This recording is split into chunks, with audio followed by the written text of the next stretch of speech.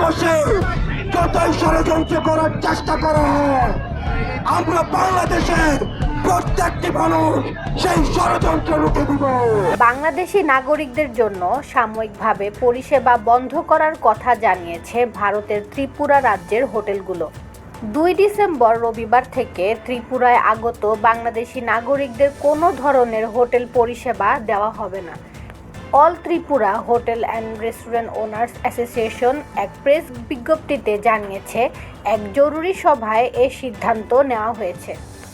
বিজ্ঞপ্তিতে তারা আরও বলেছে, আমরা ধর্ম নিরপেক্ষ দেশ, সব ধর্মের প্রতি আমাদের সম্মান আছে, কিন্তু সাম্প্রতিক সময়ে বাংলাদেশ ভারতের জাতীয় পতাকার অবমাননা বা বাংলাদেশের সংখ্যালঘু হিন্দুদের প্রতি এক শ্রেণীর উগ্র জনতা তীব্র অত্যাচার করছে।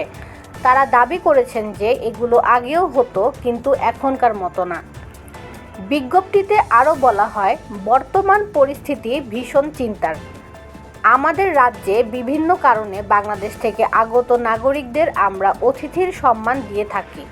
সেখানে বাংলাদেশের এক শ্রেণীর নাগরিকদের সে দেশের সংখ্যালঘুদের প্রতি এমন আচরণ নিন্দনীয়।